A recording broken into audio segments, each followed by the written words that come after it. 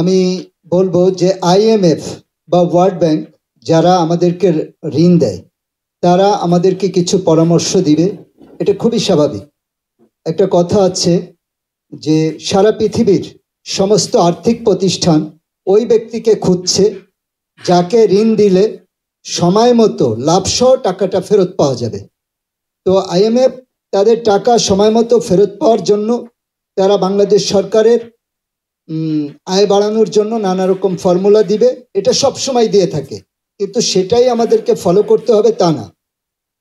আয় বাড়ানোর দুইটি পদ্ধতি আছে, কিন্তু আইএমএফ তৃতীয় বিশ্বের একটা মুসলিম দেশ, তাকে এমন কোনো পরামর্শ দিবে না যা এই দেশটা উন্নতির স্বর্ণ শিখরে পৌঁছে যাক। এটাও আমাদের বাস্তবতা জানতে হবে। তা আমাদের দীর্ঘমেয়াদী পরামর্শগুলো তারা যে রাষ্ট্রগুলোকে দেয়, আর স্বল্পমেয়াদী আয় বাড়ানোর স্বল্পমেয়াদী যাতে আমরা ধ্বংস হয়ে যেতে পারি, আমাদের কিন্তু দীর্ঘমেয়াদী পলিসি আছে। তো এখানে একটা প্রেক্ষাপট বলবো যে বাংলাদেশে একটি পরিবর্তন হয়েছে, আপনারা জানেন।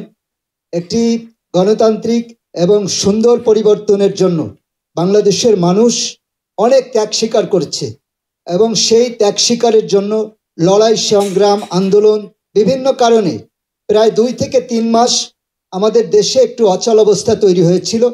এই জনগণ এই ত্যাগ স্বীকার করেছে একটি ভালো পরিবর্তনের জন্য, আর সেই অচল অবস্থা সেই ত্যাগের ফসল কিন্তু বর্তমান সরকার। আর এই কয়েক মাস অচল অবস্থার কারণে আমাদের দেশে একটি সাময়িক অর্থনৈতিক মন্দা চলছে, যা জনগণের উপরে সেই মন্দাটা কিন্তু চলছে। জনগণ যথেষ্ট বিপদের মধ্যে আছে, অর্থনৈতিক টানাপোড়েনের মধ্যে আছে।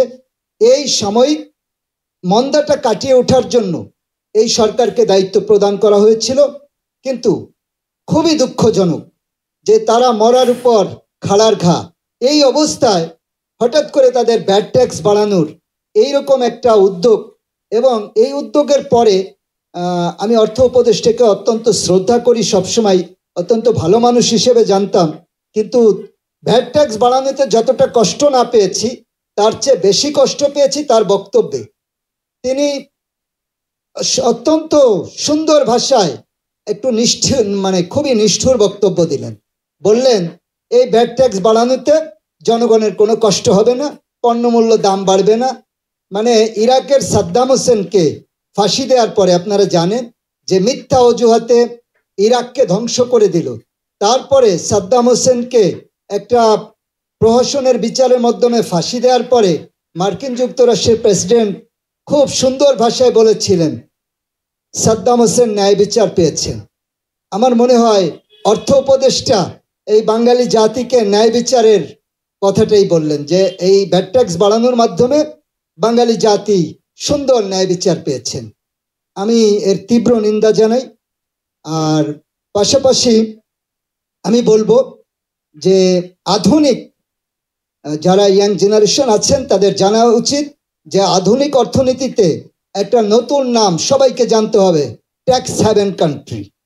ট্যাক্স হ্যাভেন কান্ট্রি, এটা সম্পর্কে সবার পড়াশোনা করা উচিত যদি আমরা একটি সুন্দর বাংলাদেশের স্বপ্ন দেখি।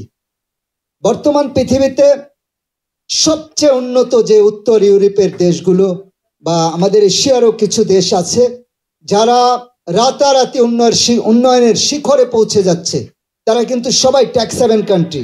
ট্যাক্স হ্যাভেন কান্ট্রিগুলোতে ট্যাক্সের পরিমাণ এতই কম, কোনো রাষ্ট্রে একেবারে জিরো ট্যাক্স।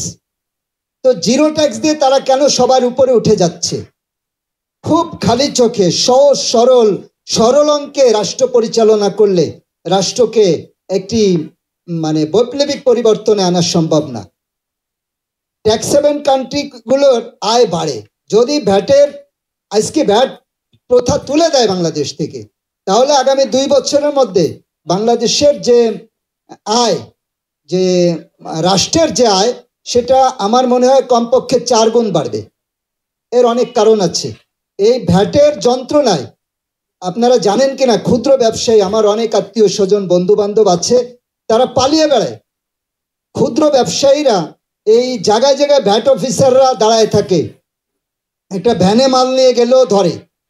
যে পরিমাণ ভ্যাট, এই ভ্যাট দিয়ে বেশিরভাগ প্রতিষ্ঠানই চলা সম্ভব না। তাদেরকে কিছু ভ্যাট ফাঁকি দিয়ে ব্যবসা করে নিজের পরিবারের আয় মানে কোনো রকম বেঁচে থাকতে হচ্ছে। এই ভ্যাট থেকে যে ভ্যাট অফিসাররা টোটাল কালেকশন করে আমাদের একটা পরিসংখ্যান প্রায় 2 লক্ষ কোটি টাকা, কিন্তু সরকারের কোষাগারে জমা পড়ে 35,000 থেকে 30,000 কোটি, আর বাকি পুরো টাকাটাই এই ভ্যাট অফিসারদের পেটের। একজন থানার ভ্যাট সুপারভাইজার, তার মাসিক ইনকাম 2 থেকে 3 কোটি টাকা। একটা যার ভ্যাট হয় 2 লাখ, সে মাত্র 30,000 খাতায় দেয়, আর টেবিলের নিচে দিয়ে দিতে হয় তাকে 1 লাখ। তাহলে 1,30,000-এর মধ্যে সে পার পেয়ে যায়। আর এই যে 70,000 মাপ পাইলো, এটা দিয়ে তার সংসার চলে। বর্তমানে ভ্যাটের যে পরিস্থিতি, এই ভ্যাটকে ফাঁকি দেওয়া ছাড়া ক্ষুদ্র ব্যবসায়ীদের বেঁচে থাকার কোনো ওয়ে নাই। হয় তাদের ব্যবসা ছেড়ে দিতে হবে, নাহলে আত্মহত্যা করতে হবে, না হলে ভ্যাট ফাঁকি দিতে হবে, তাকে চোর হতেই হবে। তো আমরা দাবি করব, এই ভ্যাট প্রথা বাংলাদেশের গলার কাটা।